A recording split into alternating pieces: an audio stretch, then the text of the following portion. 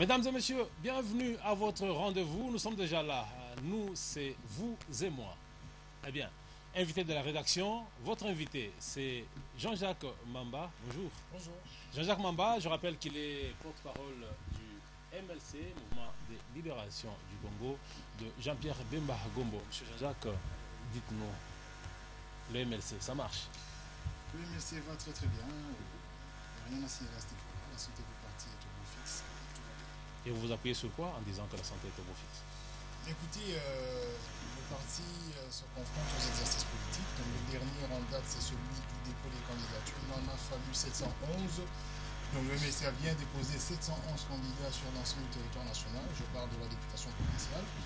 Et donc lorsqu'un parti est en mesure, sur un pays continent comme le Congo, d'aligner 711 candidats, c'est un parti à respecter. Beaucoup ne l'ont pas fait, donc je vous dis que le MLC l'a fait, nous sommes fait. Le MRC est en bonne santé pendant que l'autorité morale se trouve être en prison jusqu'au jour d'aujourd'hui. Dites-nous un peu, quelle est la situation de Jean-Pierre Bemba Gombo, l'autorité morale du MLC? L'autorité morale du MLC, donc le sénateur Jean-Pierre Bemba va très bien. Là, je parle du point de vue de sa santé, ça veut dire qu'il est totalement en forme. Maintenant, en ce qui concerne son procès, comme vous le savez bien, nous sommes dans l'attente du verdict. Et je crois que dans les jours qui viennent, dans les semaines qui viennent, notamment au mois de juillet ou plus tard, nous aurons un aperçu du verdict. Et dans ce moment-là, nous pourrons vous dire exactement ce qu'il en est. Et nous espérons de tout notre cœur qu'il sera parmi nous dans un futur très très proche. Donc, vous croyez vraiment que Jean-Pierre Bemba sera innocenté après tout le temps passé entre les quatre murs? Écoutez, il ne faut pas nous empêcher de croire ce que nous voulons. C'est-à-dire que nous sommes en train de vous dire ici que par rapport aux charges qui ont été établies, par rapport à la durée qu'il a déjà passée en prison, et par rapport au fait que le dossier est vide, nous avons des raisons tout à fait légitimes de penser qu'il sera parmi nous très bientôt. Donc ici, c'est du pragmatisme aussi, de l'espoir, et je pense que ça va fonctionner. Et vous êtes de ceux-là qui pensent que l'emprisonnement de Jean-Pierre Bemba est à la base de cette déstabilisation de votre parti politique au jour d'aujourd'hui? Mais vous savez, on ne peut pas dire qu'il n'y a pas eu d'impact. Je pense que le fait que le président, le chairman, le président national, le sénateur Jean-Pierre Bemba n'est pas parmi nous, peut justifier plusieurs comportements que nous avons pu observer. Vous savez, ce qui caractérise le pays post-colonial, c'est-à-dire je parle du Congo, de la RDC post-coloniale, c'est les tergiversations, c'est les inconstances politiques, c'est le fait que les personnes n'ont plus d'engagement en réalité et qu'il n'y a plus d'honneur en politique. Donc les personnes prennent des engagements mais n'arrivent pas jusqu'au bout pour des raisons plusieurs qui sont notamment les raisons socio-économiques qui font que les gens changent, excusez-moi, changent des fois de bord politique, passant de la majorité au pouvoir ou l'inverse. Mais je pense très bien que dans le cas actuel, c'est-à-dire celui du sénateur Jean-Pierre Bemba, son absence peut justifier un bien nombre de choses. Oui, monsieur Jean-Pierre, Jean-Jacques Mamba, vous êtes porte-parole du MLC. Revenons un peu à cette série de consultations entamées par le chef de l'État, Joseph Kabila Kabange, d'abord au Palais de la Nation et puis à la Cité de l'Union africaine. Vous, le MLC, quelle est la compréhension que vous avez sur le dialogue qui s'apprête, n'est-ce pas, à être organisé par le chef de l'État dans les jours à venir? Mais écoutez, nous comprenons qu'il y a une répétition qui n'a pas de fondement. Nous venons de réaliser les concertations nationales. La vie de la nation a été balayée au travers de 579 recommandations, dont le taux d'exécution est très faible, c'est-à-dire on a exécuté moins de 10% de ces recommandations. Donc ici, le chef de l'État s'est lancé dans un exercice répétitif. Et pour moi, le contenu est totalement vide dans la mesure où la plupart des questions qui sont évoquées sont traitées par la loi. Et à part la loi, vous avez des cadres de concertation pour tout ce qui peut être consensuel, c'est-à-dire le cadre de concertation avec la CENI, qui nous permet de régler d'autres questions. Donc ici, le chef de l'État, ce sont ses prérogatives. Nous ne refusons pas qu'il est le garant de la nation, selon notre constitution, et qu'il a la prérogative de s'assurer que tout va bien. Mais comme nous sommes dans un pays démocratique et que nous, le MLC, la majorité de l'opposition pense que ces questions-là peuvent être traitées en dehors d'un dialogue, parce que nous sommes dans un processus électoral, nous avons décidé de ne pas participer et de se focus sur l'amélioration du processus électoral. Écoutez, qu'est-ce que vous reprochez au chef de l'État? C'est le fait d'avoir entamé les consultations ou vous pensez que c'est du remplissage? Non, la question devrait être qu'est-ce que le chef de l'État reproche aux concertations nationales? Qu'est-ce que vous reprochez? C'est pour vous dire que les concertations nationales ont épuisé tous les sujets et tous les problèmes de cette nation. Oui. Et nous avons pris plus d'un mois pour prendre le travail qui est en concertation nationale. Maintenant, qu'est-ce qui n'a pas été dit aux concertations nationales qui doit être dit durant le dialogue? C'est ça la question de l'opposition. Ouais. Nous, le MLC, n'ayant pas de réponse à cette question, nous disons, nous avons fourni un travail de titan pour produire les 579 recommandations. Il s'agit notamment des droits de l'homme, de l'organisation des élections, du respect de la Constitution et de toutes les questions de l'heure. Elles ont été vidées de leur contenu et des recommandations claires ont été établies. À ce moment-là, nous ne voyons pas ce que nous allons encore aller dire au chef de l'État. Donc c'est à lui de nous dire ce qui n'a pas été traité aux concertations nationales. Et si lui pourra le dire, alors en ce moment-là, il pourra trouver des solutions. Mais ce que nous disons, c'est qu'indépendamment de son action, qui peut être respectée et que nous appuyons, dans le sens où il a sa responsabilité en tant que chef de l'État, nous disons, voilà, respectons les processus électoraux. Si un dialogue vient à nous amener à ne pas respecter notre propre constitution, nous nous insurgeons. Et apparemment, l'allure que prend ce dialogue ou que prend ces consultations, nous entendons par-ci par-là qu'il n'y a pas d'argent, qu'on veut modifier le mode de scrutin. Nous disons simplement, nous ne sommes pas d'accord et nous allons continuer à batailler pour que le processus électoral puisse suivre son cours. À vous entendre parler, c'est comme si vous récusez même la qualité des hommes politiques que nous avons en RDC, tout simplement parce que ceux-là qui ont été aux concertations nationales, ce sont ceux qui ont réclamé à cri le dialogue. Ils ont estimé que les concertations n'ont pas pu épuiser toute la matière et qu'il fallait le dialogue pour corriger les erreurs. Mais vous n'êtes pas avec cette opposition. Parce que les MSC ne se sentent pas fragilisés le fait qu'il y a une partie de l'opposition qui est pour. Le MSC, l'UNC, l'UDPS, qui sont les plus grands partis représentés à l'Assemblée nationale, ne sont pas fragilisés. D'ailleurs, c'est le contraire. Nous sommes tout à fait renforcés dans l'idée selon laquelle M. Kabila a géré le pays pendant 14 ans. S'il n'a pas trouvé les solutions qu'il fallait pendant les 14 années, nous ne voyons pas comment en 16 mois il va trouver des solutions. Donc comprenons que nous sommes dans une année électorale et que la majorité de l'opposition institutionnelle, se prépare dans un projet d'alternance.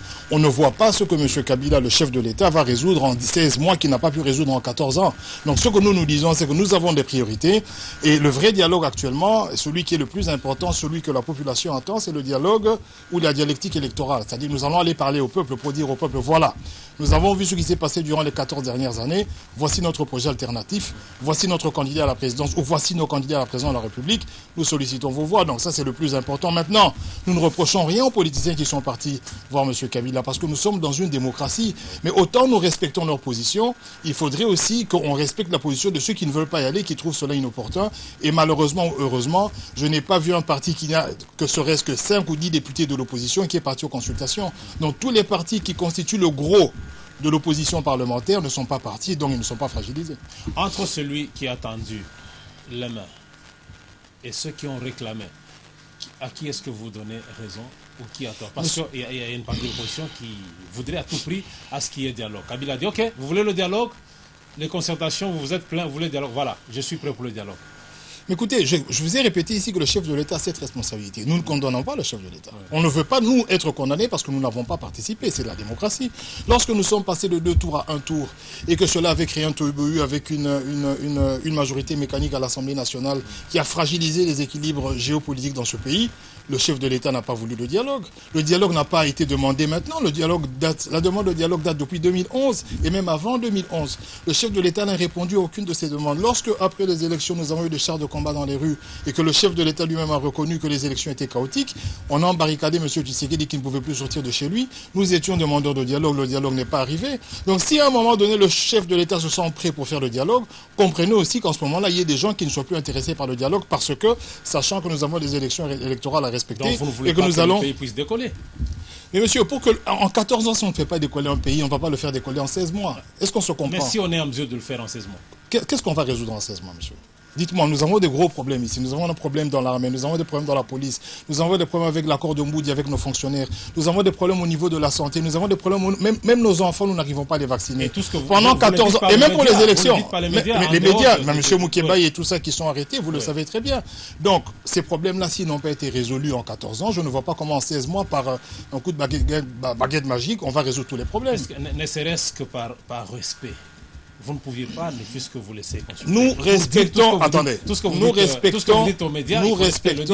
respectons le chef de l'État. Nous sommes un parti républicain, nous, le MLC. La présidence de la République, c'est une institution que nous respectons.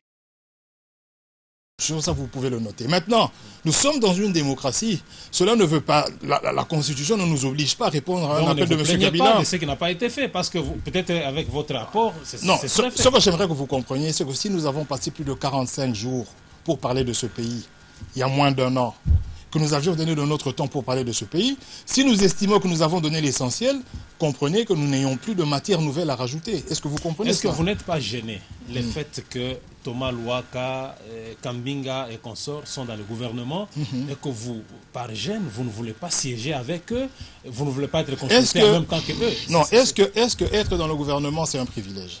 Dans un pays, on n'a résolu aucun problème. Ce n'est pas un privilège. Non, parce qu'ils y sont au nom du MLC. Non, ils y sont au nom maintenant du MLCL. Je crois que la délégation qui a été reçue, c'est celle du MLC libéral. Ce n'est pas le MLC, c'est deux entités ou deux partis politiques différents. Est-ce que être dans le gouvernement de Matata, c'est un privilège? Est-ce que si vous allez dans le chef de la population, vous demandez à n'importe qui est le ministre de l'Agriculture, il va vous donner son nom? Ce n'est pas un privilège parce que les problèmes ne sont pas résolus, la famine est là, le chômage est là, tout est là. Donc ça veut dire que être dans ce gouvernement-là n'est pas un honneur, n'est pas une gloire. Non, ça n'a rien à voir avec des personnalités. C'est par rapport à nos principes. Quels sont nos principes? Nous sommes dans un processus électoral. Nous avons le cadre de concertation à la CENI, donc pour les questions électorales, nous pouvons faire la tripartite et discuter de ces questions-là, notamment l'enregistrement de nouveaux majeurs, élaguer, postposer les élections municipales et locales et urbaines. Ça, on peut le discuter à la CENI. Mais pour ceux qui restent, nous pensons avoir tout dit. Nous avons donné tout ce que nous avions au niveau des concertations nationales et ça ne vaut vraiment pas la peine d'en rajouter. C'est ce que nous expliquons. Donc, non seulement nous reconnaissons que le chef de l'État a cette prérogative, mais il faut que dans un cadre purement démocratique, on reconnaisse à une frange de l'opposition de ne pas être intéressé par des choses, par des redites. Il y a eu à Maniléo, il y a eu beaucoup de dialogues dans ce pays. Les concertations nationales, ça a traîné comme ça a pu traîner. Je pense que tout a été dit et je reviendrai là-dessus pour vous dire que nous, MLC, nous n'avons rien à rajouter à ceux qui ont concertation nationale. Donc le dialogue sera-t-il inclusif ou exclusif? Écoutez, je ne sais pas quel adjectif on va coller à ce dialogue. Je ne sais même pas s'il y aura ce dialogue. Je pense que le chef de l'État a la responsabilité de s'organiser pour que tout se passe correctement, c'est-à-dire que son dialogue débouche sur des recommandations opposables à tous, dont lui-même doit être le chef exécuteur, parce que finalement, ce qui se passe dans ce pays, c'est un problème d'exécution. Le chef de l'État et son gouvernement n'exécutent pas ce qui a été convenu. Donc il y a un problème de confiance qui est brisé. Maintenant, en dehors de cela, il faut aussi qu'il respecte ses engagements constitutionnels. Je me rappelle qu'il avait prêté serment sur quoi il allait respecter sa constitution. Nous aimerions que cet engagement soit repris dans son dialogue et qu'il soit matérialisé par une volonté ferme et des actions concrètes qui nous permettraient de croire finalement que les mobiles qui poussent à ce dialogue ne sont pas des mobiles dilatoires en vue de prolonger les échéances électorales. Oui, je crois qu'un parti politique a entre autres objectifs conquérir le pouvoir, le garder le plus longtemps possible. Oui. Mais au jour d'aujourd'hui, l'opposition est fortement divisée. Est-ce que vous pensez qu'un jour, vous pouvez arriver à conquérir le pouvoir pendant qu'il y a plusieurs franges d'opposition au lieu de vous unir comme un seul homme pour combattre ce que vous appelez dictature ou majorité?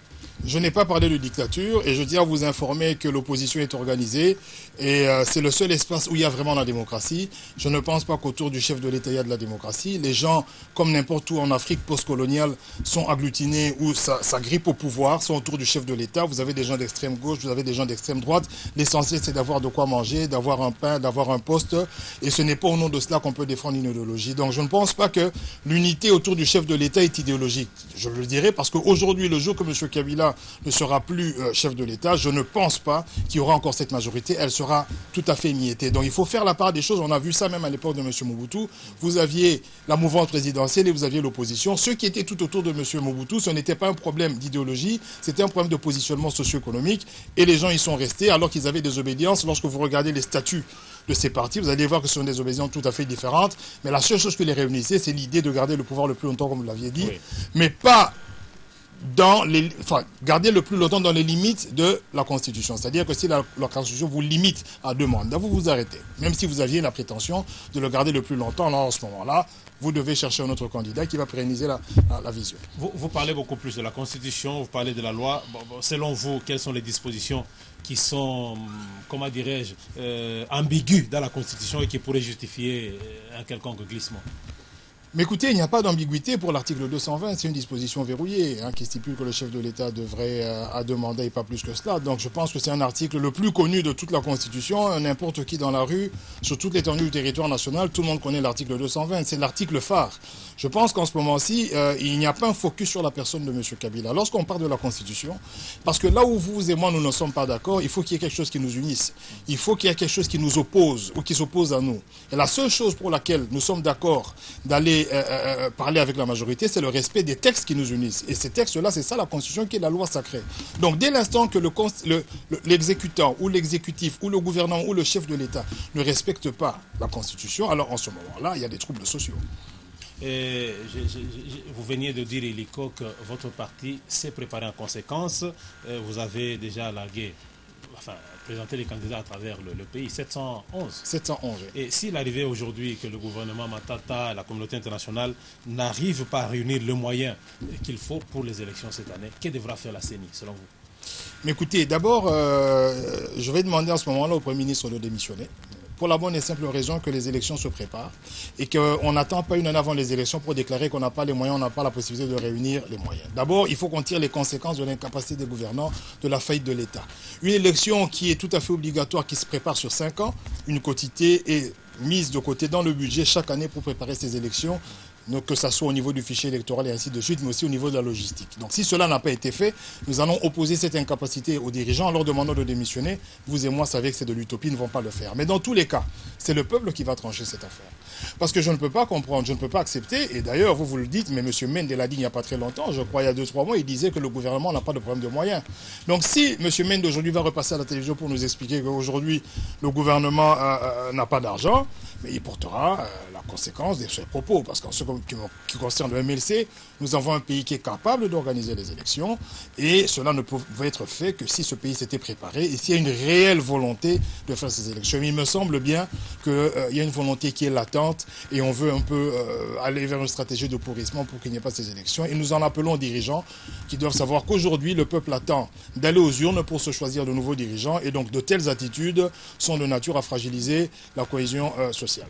Le peuple portera un jugement, le peuple va se prendre en charge. Eh bien, ça revient souvent dans l'opposition. Vous voulez inciter la population à la révolte générale ou qu'est-ce que vous entendez par se prendre en charge de la population? Non, je ne pense pas que ce qui s'est passé le 19 janvier était un mot d'ordre de l'opposition. On ne pousse pas les gens à la révolte. Le pays nous appartient à tous. Il n'y a pas d'une côté des personnes qui détiennent le pays et d'autres des personnes qui doivent subir leurs lois.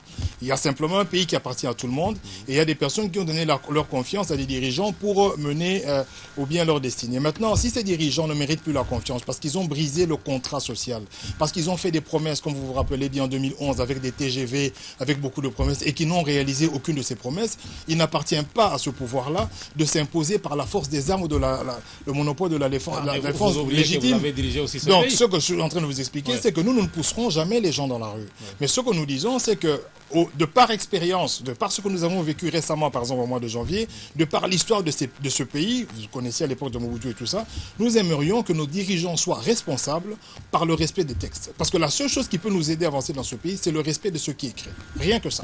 Apparemment, vous vous attaquez plus aux dirigeants actuels et vous oubliez, dans un passé récent, que vous avez été aux affaires, vous avez dirigé ce pays et vous ne vous reprochez de rien. Quand je parle de vous, je vois le MLC. Mais écoutez, monsieur, vous êtes en train de me faire un cours d'histoire. Moi, je vous parle de ce que nous sommes en train de vivre actuellement. On ne va pas reprocher au MLC ou au MPR d'avoir été aux affaires. Je pense que le MPR a été sanctionné par l'AFDL. Les gens ont vomi le MPR et M. Mobutu est parti.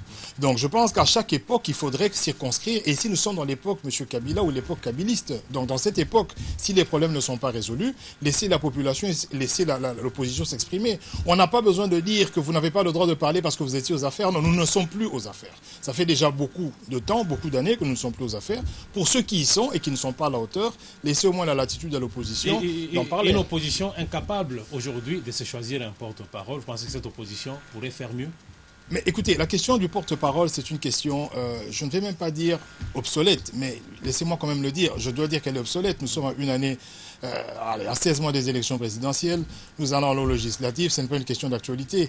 L'incapacité de l'opposition à se choisir un porte-parole relève aussi du fait qu'il y a des ambitions et qu'il y a un réel espace démocratique où la concurrence règne. Dites-moi, nous sommes à 16 mois de la fin du mandat du président. Qui de la majorité s'est prononcé comme candidat à la présidence? Personne. C'est la peur, c'est la terreur qui règne. Donc au niveau de l'opposition, nous discutons, chacun exprime ses ambitions. Malheureusement, nos amis de la majorité, la majorité, les gens de la majorité n'ont pas cette latitude-là de parler de l'après M. Kabila, l'après-chef de l'État. Tout le monde se cramponne à dire que son mandat n'est pas fini parce que les gens ont peur. Nous, au niveau de l'opposition, nous n'avons pas peur. Son mandat n'est pas fini. Oui, mais écoutez, on ne va pas préparer les élections présidentielles en novembre 2016. Donc même si son mandat n'est pas fini, on doit s'organiser. On peut avoir des primaires, on peut avoir beaucoup d'activités pour préparer les personnes qui vont y être, qui présentent leur projet de société. En pré-campagne, naturellement. Donc on ne va pas attendre le 16 novembre 2016 pour choisir un candidat. Mais comme je vous le dis, ça c'est la cuisine de la majorité. Au niveau de l'opposition, je pense que les expressions sont libres. Les débats sont houleux, mais c'est aussi une expression démocratique et je pense très bien qu'on trouvera finalement un compromis. Et l'essentiel, c'est pas d'avoir un candidat, mais savoir le meilleur. Et je pense que nous, le MLC, nous avons le meilleur et nous allons gagner. Ce compromis viendrait après 2016 ? Mais non, non, écoutez, chaque parti politique a des prétentions présidentielles, enfin, du moins les grands partis. M. Tshisekedi qui est encore vivant apparemment, qui reprend la santé, M. Kamere qui est là et qui est très actif, Jean-Pierre Bemba, notre sénateur, il est là. Donc chacun de nous a un projet. Il est là en prison. Bon, il va sortir. D'ici 2016, vous le verrez. Quelle fois. Et j'espère qu'il viendra sur ce plateau pour discuter avec vous. Avec la justice. Non, mais écoutez, nous restons positifs et nous avons presque le devoir de l'être. Ce pays en a besoin. Vous savez, je crois bien que si le sénateur Jean-Pierre Bemba était sur la scène politique, il y a bien de choses qui ne se seraient pas passées. Pas parce que c'est une personne providentielle, mais parce que c'est un fils de ce pays qui a quand même été aux élections présidentielles, qui a fait plus de 42% de voix et qui a quand même un certain aura. Et je pense que si vous comparez la période 1+4, c'est-à-dire lorsque nous étions au pouvoir, comme vous le dites, et la période d'après M. Bemba, ce sont des périodes tout à fait différentes. Et il y a eu beaucoup plus de dérives après le 1+4 qu'il n'y en a eu pendant cette époque-là. Donc il faut reconnaître aux personnes leur mérite. Voilà, revenons à la Commission électorale nationale indépendante pour parler de ce qu'on a dénoncé, le doublon de candidature. Êtes-vous concerné par le phénomène doublon ? Si oui, ou sinon, comment vous expliquez ce phénomène dans un parti dit organisé? Mais écoutez, dans notre parti, nous n'avons pas eu de doublons. Je ne sais pas exactement, parce que c'est une explication technique. Il me semble qu'il y a des gens qui avaient déposé des noms dans des listes tout à fait différentes, qui ont oublié ou qui n'ont pas eu le temps de retirer. Voilà. Écoutez, le CENI a un travail de toilettage. Je pense que le travail a été fait. Il ne m'appartient pas de faire des commentaires, mais j'en ferai si les résultats de ces scrutins sont entachés d'irrégularités suite à la non-détection, par exemple, des doublons. Donc il faudrait bien que la CENI fasse son travail. Ce sont des problèmes qui arrivent, c'est de la technicité. Il ne m'appartient pas de critiquer les partis ou les personnalités qui l'ont fait. Ça peut arriver pour une raison ou une autre que le nom se retrouve sur deux listes, ou même que l'agent de la CENI... C'est vraiment responsable, vous êtes dans un parti, vous êtes porte-parole du MLC. Je suis porte-parole du MLC, mais je ne peux pas justifier des choses que... Attendez, je ne suis pas responsable de ce que les autres partis font. Si vous m'aviez dit au MLC, nous avions remarqué que vous aviez envoyé des doublons, j'allais vous répondre au nom du MLC. Vous n'êtes pas concerné. Nous ne sommes pas concernés parce que nous n'avons pas de doublons. Nous avons fait les choses de manière la plus organisée que possible. Maintenant, pour ce qui est arrivé, nous regrettons que ça arrive et nous espérons que la CENI pourra mettre fin et organiser les fichiers tels que les élections déboucheront sur de la crédibilité et de l'apaisement. Oui, monsieur Jean-Jacques Mamba, croyez-vous à une transition dans les buts de rassembler les moyens et organiser de bonnes élections aujourd'hui? Si on se disait, bon, en attendant les moyens... Sur base de quel texte nous aurons une transition?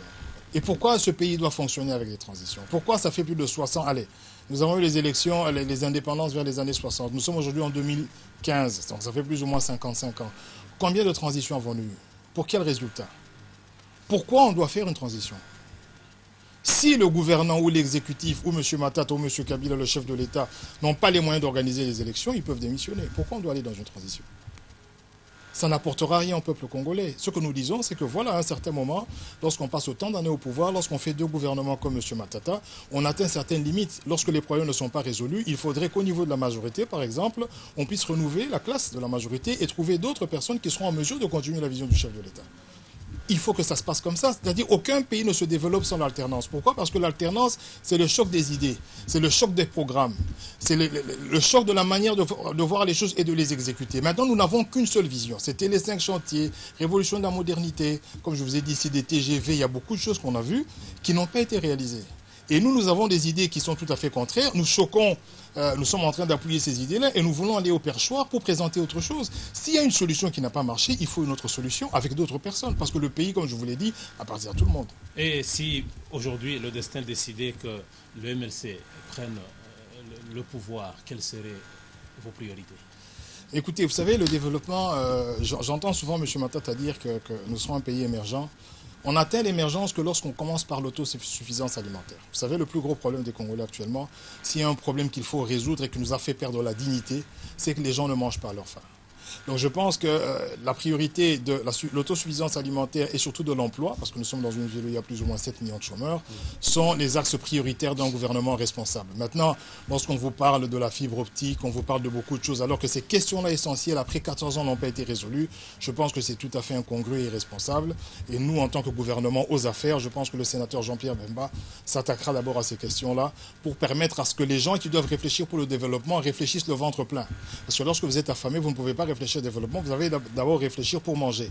Lorsque vous ne savez pas payer le Minerval parce que vous n'avez pas de travail, c'est difficile pour vous de penser au développement si vos enfants ne vont pas à l'école. Donc je pense que ce sont deux axes prioritaires, c'est-à-dire l'autosuffisance alimentaire et l'emploi, qui doivent être le socle qui peut nous mener finalement vers ce qu'on appellerait un pays émergent d'ici le 2030. Voilà, c'est sur cette note que nous terminons cette tranche. Invité de la rédaction, vous l'avez reconnu, je venais de vous le présenter illico, il s'appelle tout simplement Jean-Jacques Mamba, il est le porte-parole du mouvement de libération du Congo, MLC, de Madame Eve Bazaïba. Non, MLC de Monsieur Jean-Pierre Bemba Gombo, le sénateur. Et Madame Eve Bazaïba, la secrétaire générale. Thomas Louaka.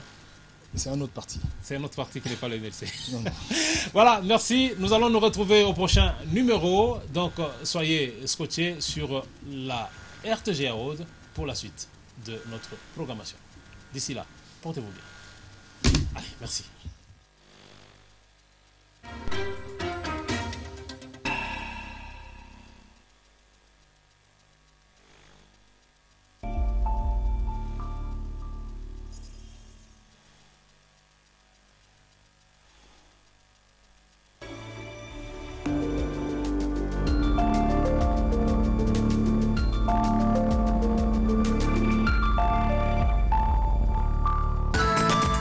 Votre source de même bon goût, maintenant enrichie en fer.